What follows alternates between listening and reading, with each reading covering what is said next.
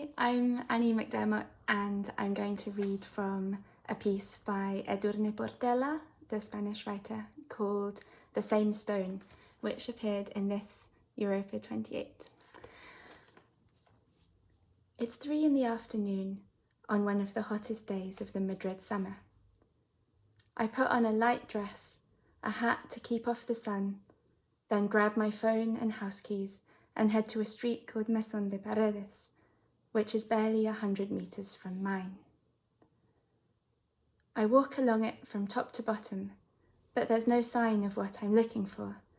A little bronze plaque fixed in the pavement, inscribed with a person's name I still don't know, the date of their birth, their exile, their deportation, the name of the concentration camp where they were imprisoned, the date of their death.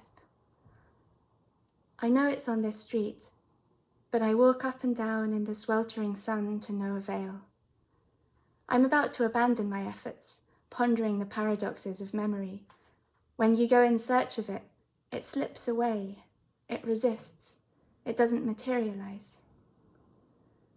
But this is no weather for philosophizing. I tell myself I'll try again another time, but then I get a message from my partner. He's found the exact address online, Maison de Paredes 60. I've just walked straight past on the opposite pavement in the shade without seeing it.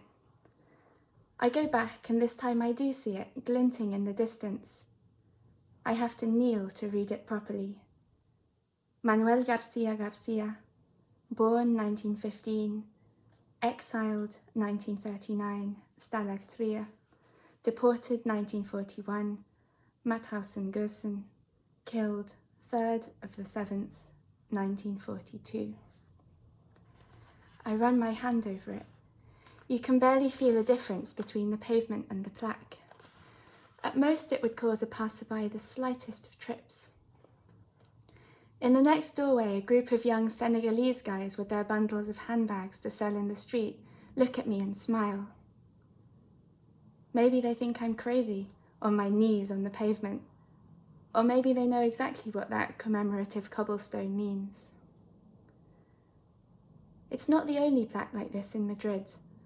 A total of 449 will eventually be installed as part of the German artist Günter Denlig's Stolpersteine project, which sets out to commemorate victims of Nazism and fascism on an international scale.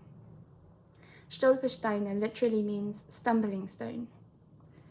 I went to look for it, but many people will stumble upon it unexpectedly and come to know at least one of the thousands of Spanish Civil War exiles who escaped to France as Franco's troops advanced.